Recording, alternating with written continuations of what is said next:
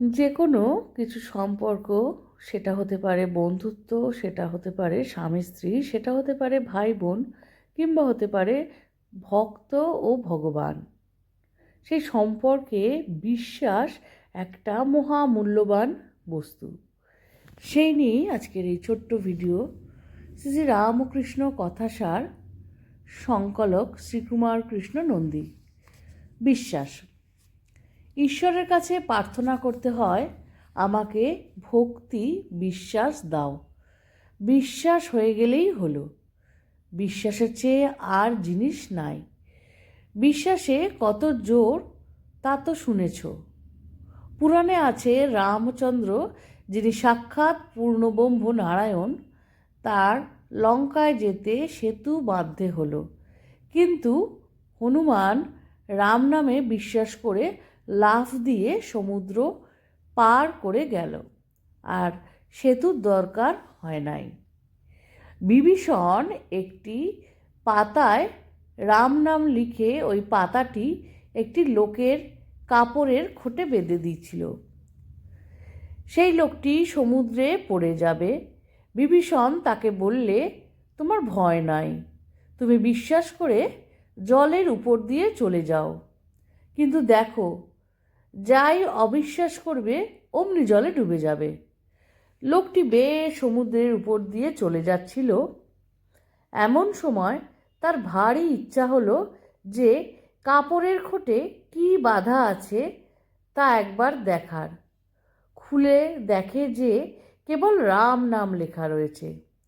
তখন সে ভাবলে, এ কি, শুধু রাম নাম একটি লেখা রয়েছে, যাই অবিশ্বাস, ব্যাস অমনি ডুবে গেল।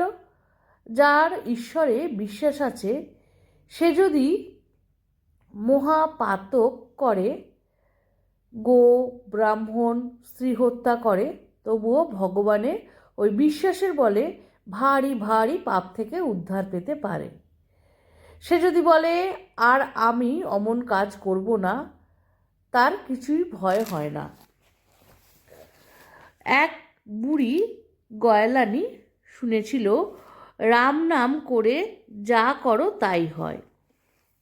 একদিন চতুর্দিক অন্ধকার করে মুষলধারে বৃষ্টি হচ্ছে। তাকে একটি নদী পার হয়ে দুধ জোগাতে যেতে হতো। সেদিন ওই দুর্যোগে একটিও নৌকা পেল না। বুড়ি ভাবলে, রাম নামে ভবসাগর পার হয়, আর আমি এই ছোট্ট নদীটা পার হতে পারবো না? নিশ্চয়ই পারবো। সে রাম রাম করতে করতে নদী পার হয়ে গেল। যে পণ্ডিতের বাড়ি দুধ দেয়, সে বললে, বুড়ি, তুই এই দুর্যোগে কেমন করে এলি? বুড়ি বললে, কেন বাবা ঠাকুর, আমি রাম রাম করে পার হয়ে এলুম। বামুন অবাক হলো। অপর পারে পণ্ডিতের কিছু কাজ ছিল। সে বললে, হ্যাঁ গো, আমিও কি রাম রাম করে পার হতে পারবো? বুড়ি বললে, তা কেন পারবে না? এই বলে দুজনে নদী পার হতে গেল। বুড়ি রাম রাম করে পার হতে লাগলো। বামুনও রাম রাম করে যেতে লাগলো। জলে নেমেই কিন্তু বামুন কাপড় গুটিয়ে নিল।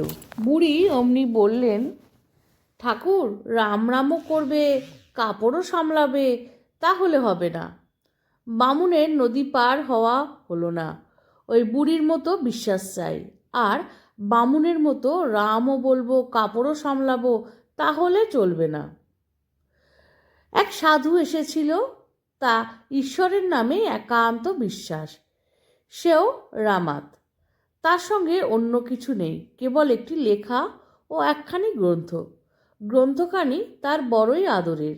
ফুল দিয়ে নিত্য পুজো করত ও একবার খুলে দেখত। তার সঙ্গে আলাপ হওয়ার পর একদিন অনেক করে বলে কয়ে বইখানি দেখতে চেয়েছিলাম। খুলে দেখি, তাতে কেবল লাল কালিতে বড় বড় হরফে লেখা আছে, ওম রাম। সে বলল, মেলা গ্রন্থ পড়ে কী হবে? এক ভগবান থেকেই তো বেদ পুরাণ সব বেরিয়েছে, আর তার নাম এবং তিনি তো অভেদ। অতএব 4 বেদ, 18 পুরাণ আর সব শাস্ত্রে যা আছে, তার একটি নামেতে সেসব আছে। তাই তার নাম নিয়েই আছি। তাঁর অর্থাৎ সাধুর নামে এমনই বিশ্বাস ছিল। এখানে আমরা ছোট্ট ছোট্ট কতগুলো ঘটনার মধ্যে দিয়ে বুঝে নিলাম আমাদের বিশ্বাসটা কোন জায়গায় নিয়ে চলতে হবে। যে কোনো কিছু বিশ্বাসেই মিলয় বস্তু, তর্কে বহুদূর। আর এখন তো আমাদের সোশ্যাল মিডিয়া খুললেই দেখা যাচ্ছে, বলছে মনস্কামনা যা করা হয় তা নাকি পাওয়া যায়। ঠিক যেমন বিশ্বাসের মতো, যেমন চাওয়া তেমন পাওয়া।